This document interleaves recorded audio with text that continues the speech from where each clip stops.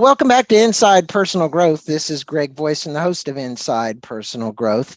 And joining me from Birmingham, Alabama, on the other end of the line, we've had a few audio issues this morning, but we finally got them resolved, Yeah. is Larry Thornton. And Larry, my listeners know plenty about me, and they're going to get to know a little bit about you. But we're here today to talk about his new book, Why Not Win? Reflections on a 50-year journey from Segregated South to America's Boardrooms to what it can teach all of us. Well, Larry, welcome to Inside Personal Growth. How you doing today? Good to be here, man. Thanks, Greg. Looking forward to chatting with you. Well, looking forward to chatting with you as well and talking with you about your book and your foundation called the WNM Institute. And we will talk about that in a few minutes, a little bit more. I'm going to let the listeners know a little bit about you. He's described as the guy who's really an artist, an entrepreneur, author, and servant leader. He's a father, grandfather, game changer, teacher, and team player. And those are just a few of the words to describe him.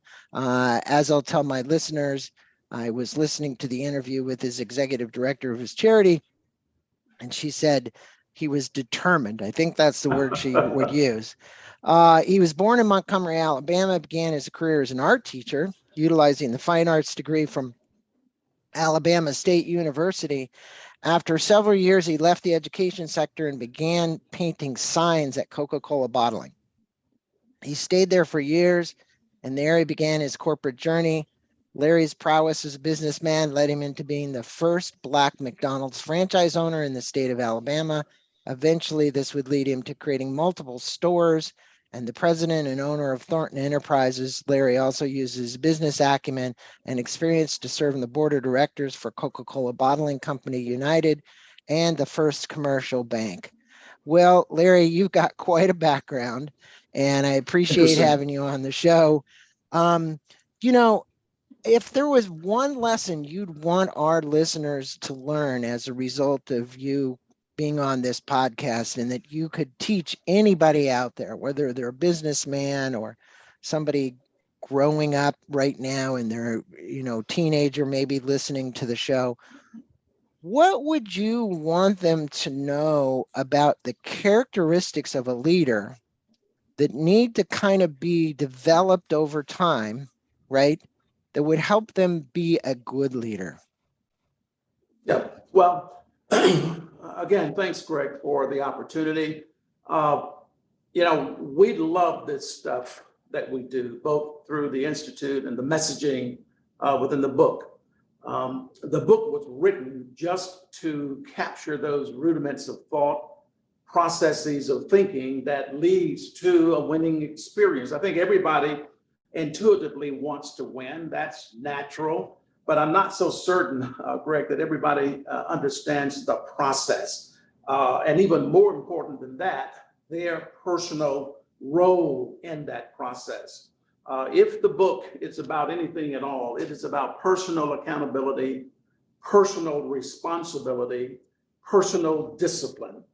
And those who master those tenets can pretty much write his or her ticket, in my opinion.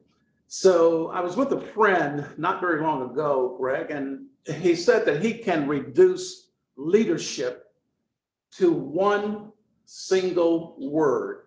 And I can't disprove that. It seems deceptively simple, but he reduces leadership to caring.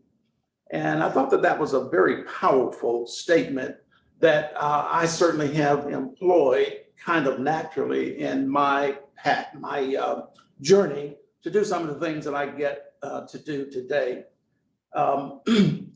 If I had to leave one antidote, if we ended the podcast right now, it would be this, and I say it in the book: the way that you are is not the way that you have to be. Mm. That is probably one of the most misunderstood axioms that I know of. We all can be a very different way if we were willing to put the work in on ourselves. in any regard. And if But from you a look, psychological standpoint, I went back to school later in life and got a degree in spiritual psychology. And what we used to say is you don't have to believe everything you think. And in one sentence, what you just said was attempting to get somebody to really be aware of who they are. And I think from a person like yourself, the part where you start, I'm going to bring in the creativity and the side of you, which is an artist, and the side of you, which is also curious, right? And so, what you right, find about good leaders is curiosity. And then that curiosity absolutely, leads to them having literally a purpose. They define a purpose around something. And then they create their mission. And then they can create their goals. And when those things are kind of aligned, because look, my show is called Inside Personal Growth. I've had 1,100 books here on personal growth, and you find yeah, kind of a common theme there. But I think someone like yourself, growing up in a segregated South where there was a lot of racism at the time, and when you were working for Coca-Cola, it was like some of the guys used to say to you, well, why does he deserve that, right? You remember who you are.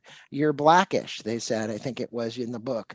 Um, Speak, if you would, about that, because the mental attitude that those gentlemen had versus the attitude and the character that you had was completely different.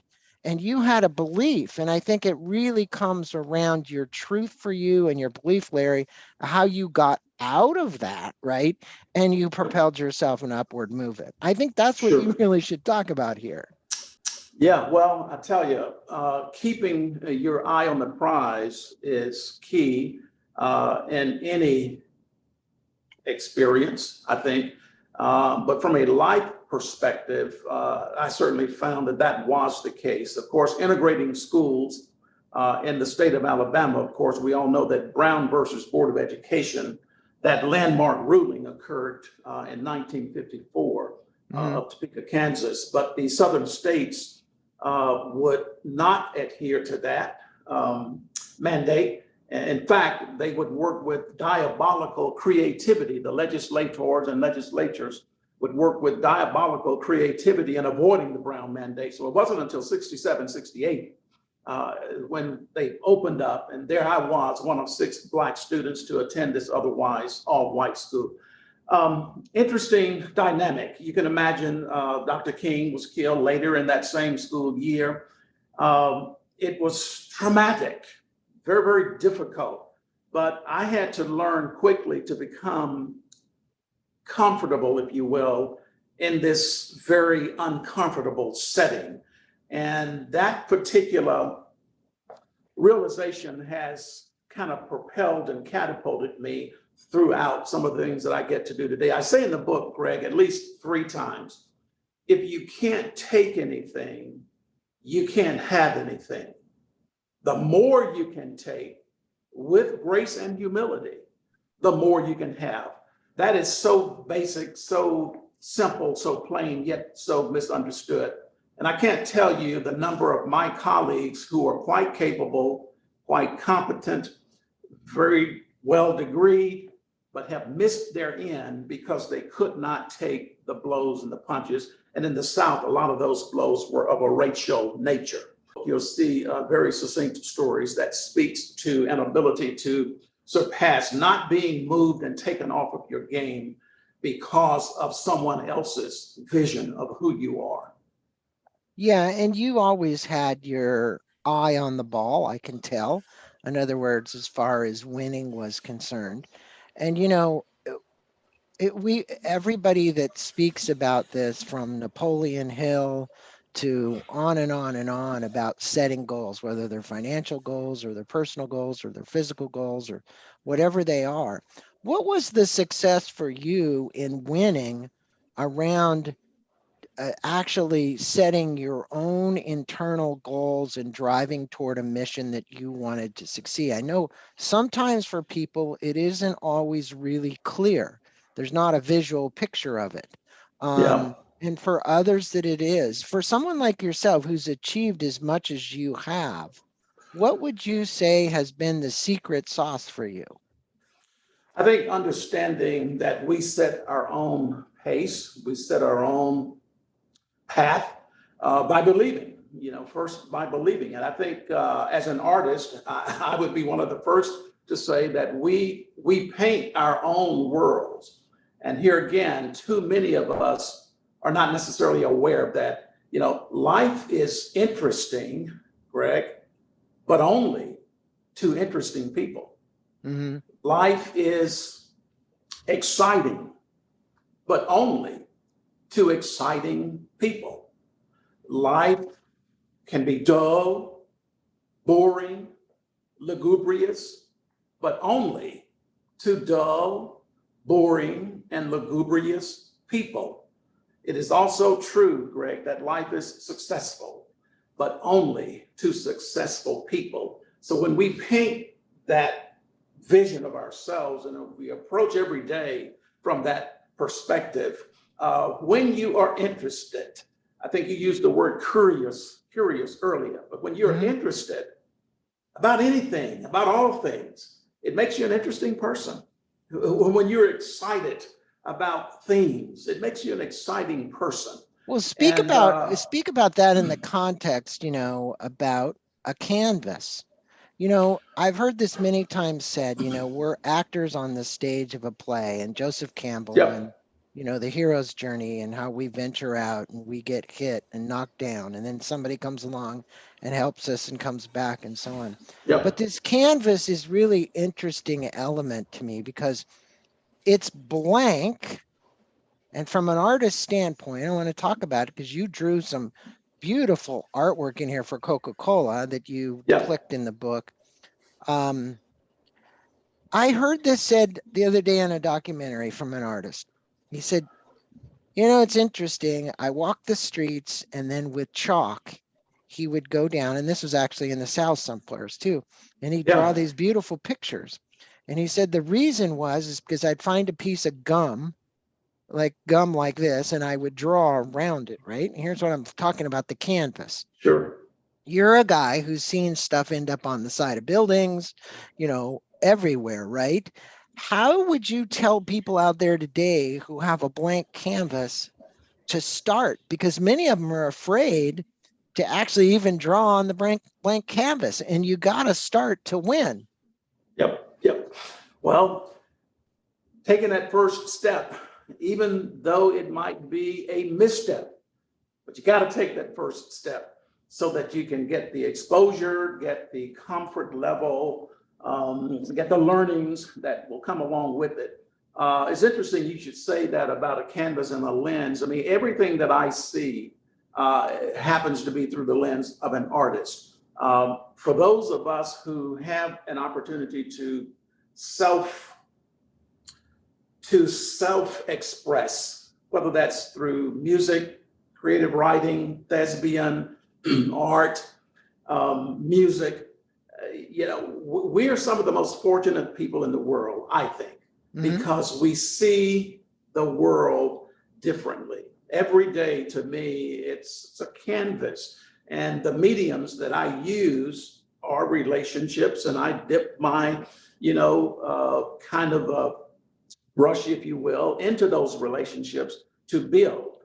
I think one of the other reasons why I think we miss so much in life is that we don't employ those human resources that are available to us. And we close people out, Mark, I think too much. In fact, I'm in the process now of trying to fashion how I would present this belief that I have. I believe that too many people work literally head down, nose to the grind, crunching the numbers, whatever, a lot harder than they otherwise would have to if they were willing to take or knew that they should be taking a commensurate amount of that time and convert that into relating. The mantra to our institute is work hard, relate hard. You'll get no better piece of life admonition than that. And when people ask me, how is it that you are able to serve on corporate boards, and 3 of them, to own 7 restaurants. You know, how did you get to do that? You're the first Black president of this, the first Black McDonald's owner of that. You know, how do you do those things? Well, it's not me, it's other people, the relationships. Other people will, I want to say literally, but I'll have to say virtually, lift us up, Greg, and deliver us unto the desires of our heart if we understood the value and the benefits. And I think too often we do not. Well, relationships, obviously, you're a master at developing relationships, because you could not have succeeded as much as you have as an entrepreneur, as an artist.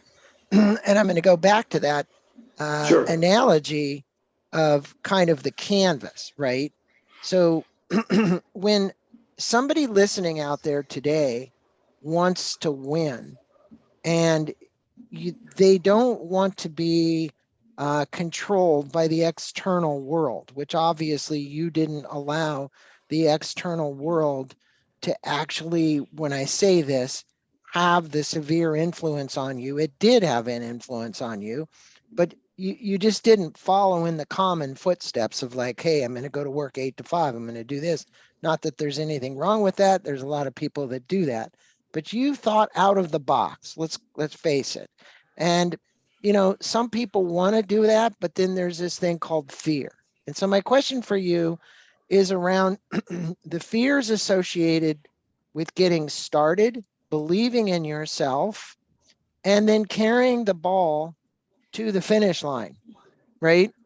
What would you tell people on why not win? Well, you're again, there's no other way to say it. You got to get started. First of all, Greg, I believe that we inherently have all of the gifts that we need. I think we all have talents. We all have abilities. We all have time. And we have a mind, often unutilized. That is an enormous amount of wealth if we invest them well, starting with curiosity. Let's go back to my 2nd grade teacher, who was something of an artist. When we'd go out for a recess, we return to these magical illustrations and drawings on the chalkboard. I thought it was the most amazing and most magical thing I'd ever seen. A horn of plenty, or Santa Claus, or an Easter bunny and the Easter eggs. I was so fascinated that I said, Miss Cook, can I stay in and watch you do that? Now imagine a kid in the 2nd grade, everybody wants to get out of the classroom to go and play and run and swing, but I'm captivated by this magical creation. And she allowed me to do that, Greg. And I tried to absorb all of that. And it was the first time that I realized that I had something within me that connected. So that's where the art all started. Now let's fast forward to the 9th grade, going to Goodwin Junior High School, one of 6 Black students. I will tell you that that was not the first time that I realized that I was Black. But it was, in fact, the first time that I realized that being Black made a difference. And it was difficult to calibrate the realities of what I was experiencing at that time. And as I said, these tremendous messages of inferiority on a daily basis was more than I could take. And I turned off to school all the way through high school, summer school. I'd even graduate with my class. I graduated in summer school. And that's what's so significant, is to look at those missteps that I experienced and then to get to do some of the things that I get to do today. What's the message there, Greg? As long as we do not allow our past missteps to define us, we're going to be okay. And we all have them. Well, we all have them. Let's talk about this for a second, because you have had an opportunity as an artist and a businessman to listen deep within inside of you. And there's 4 genres that I cover on the show. And one is personal growth. and one is wellness, and one is spirituality, and one is business. And intuition plays into that. And there was a great quote, and you've been put on boards to help solve problems and provide advice. And I remember this quote from Einstein. If I had an hour to solve a problem, I'd spend 55 minutes thinking about the problem and 5 minutes thinking about the solutions. Okay. And so my question for you is, Beautiful. if you are 5 minutes thinking about the solutions, Yeah. but 55 minutes thinking about the problem. Okay. Understanding the problem. Exactly. How have you, as an artist and businessman and successful entrepreneur and now author, thought about your problems so that you could spend that 5 minutes on the solution? Well, the Institute, I think, gives us an opportunity to spend on the solution. And we can talk about it a little later if you'd like. I'd love to tell you what we've just finished 2 weeks of within the schools. But, one of the things that I have concluded in my own experience, Greg, is when I go into the inner city schools now, rarely do I talk about your respective area of discipline, although I think it's very important to declare an interest. But what I have found, having served on 3 corporate boards, serving at the highest executive levels in these corporations, that's what's far more important than that. In fact, if you were to ask me, how does an artist, a guy with an art degree, end up serving on corporate boards and owning restaurants? And yet you and I know individuals who have MBAs hanging on their walls and can't seem to run a lemonade stand. So what's the difference? I'll give them to you. And I'm a firm believer that if we can master these 5 elements, just about anybody can write his or her ticket to success. Relationship skills. Communication skills. Demeanor. Disposition. Deportment.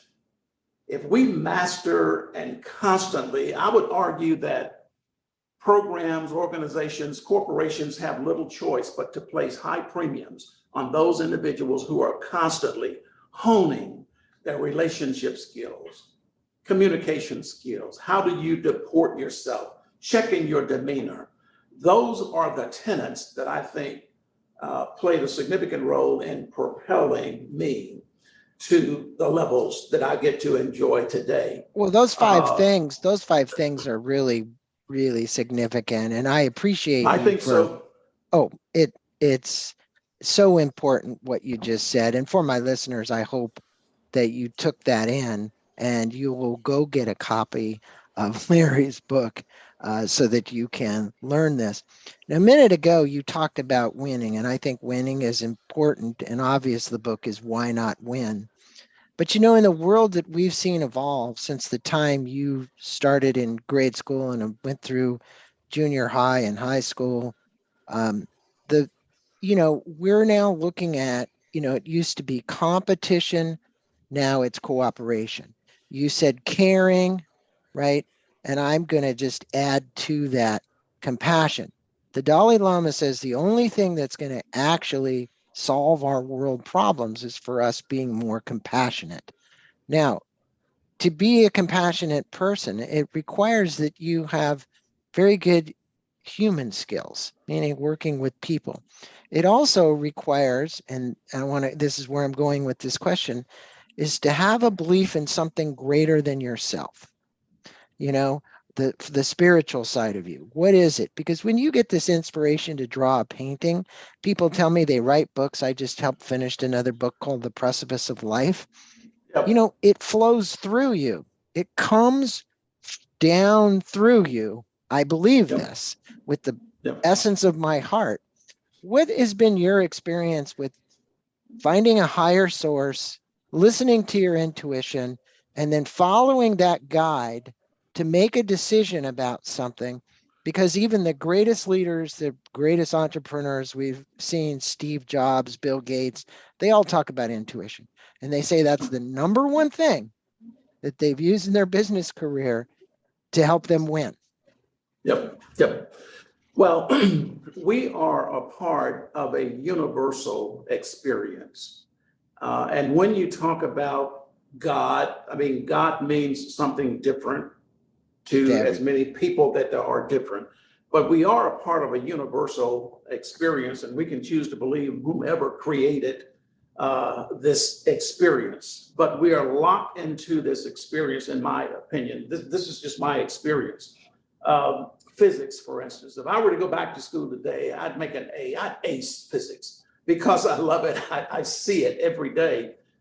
So if you're driving down the interstate at 85 miles an hour and you decide to take a quick left or a right, physics will take over and it won't be a pretty picture. No.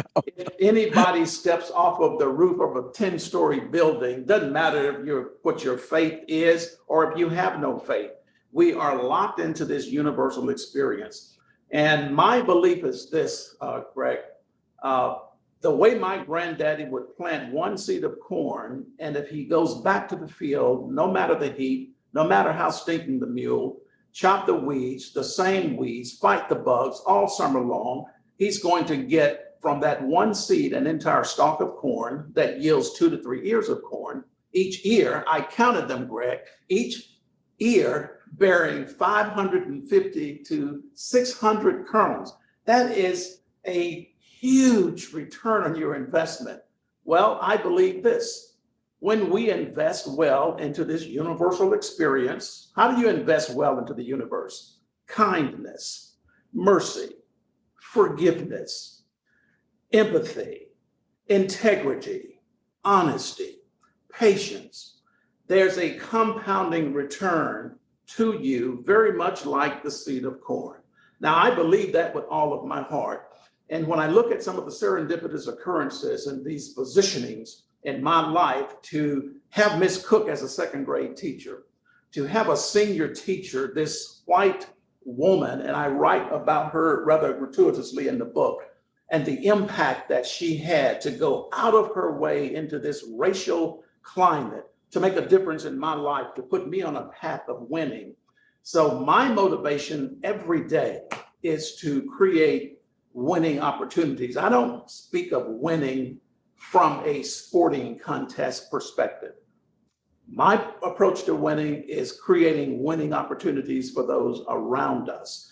And if we make our lives about other people intuitively, naturally, beautifully, wonderfully, other people tend to make their lives about us. And I love getting the credit for some of the things that I do, but listen, it's nothing more than this compounding return of many, many years of investing well into this universal experience. Well, look, you learned well from your grandfather. You take seeds or kernels of corn and you plant them, and you then nourish them and support them and give them water and let them grow.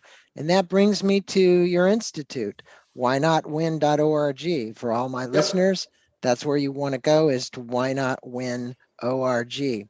Now, the purpose behind this institute, let our listeners know what it is they're doing. They can obviously go to your website, but tell them what it is that you're doing with the kids in school and the opportunities that you're providing for them, obviously. And these aren't just Black kids. This is everybody. You're not discriminating across the course of the planet on what happens here. So I think it'd be a good idea for the listeners to know about the Institute and what your really big mission is, and I should say your big purpose in life, because this is Larry's biggest purpose, is the Institute. Absolutely. Everything that I've done has created this current experience. If you had asked this question, Greg, at the beginning of your presentation, we'd still be talking about the Institute, because here's where the value is. I will tell you that prior to writing this book, I was getting ready for my retirement. My son is doing very well in the business, and positioning him and all. But this book comes along and changes the trajectory of my path. If anybody told me that I'd be working this hard for free at this point in my life, I would never, ever have believed it. But I wake up every single day thinking about why not when. So after the book, Dr. Pfluger, the lady who wrote the introduction to the book, comes back to me. She's in secondary education. And she says, Larry, I've read the manuscript and I've got the introduction, but I think we have something here. She said, I have extracted over 100 quotes from your manuscript. And I'm like, I'm not thinking quotable stuff as I'm writing, but she has subsequently written a curriculum. We have been on over 40 college campuses taking the message and the tenets from this book. But here's my favorite illustration. We went to East Tennessee State University. This is a 97% majority institution. We're working with their honors students. And by the way, two universities, East Tennessee State being one, and Kennesaw State, have a course, Greg, they're teaching. The name of the course is Why Not When?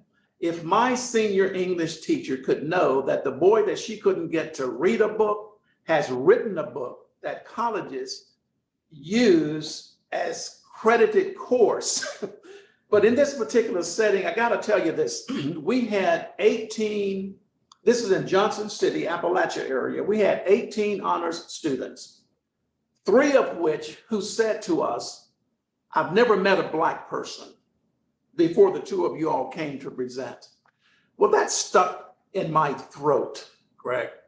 What we have put together, and it's about to happen this fall, it's already started to happen, East Tennessee State University is being partnered with Tennessee State University and HBCU, and those 2 honors students, we just kind of closed the deal about maybe 2 months ago, and they are working with each other right now.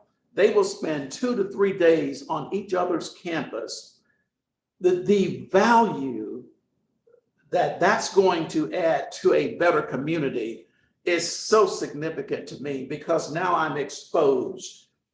Rather than going to London, let's say, for foreign studies, how about let's just going down the street? And if this model pans out, then we can see some Tuskegees and Auburns, we can see some Southern universities and LSUs. So there's so many opportunities for this, but I'm loving that opportunity of exposure to bring people together. Right quickly, we just came off of a 2-week tour with Birmingham City Schools. I visited all 8 schools, 10th graders. They bought 2,800 copies of this book.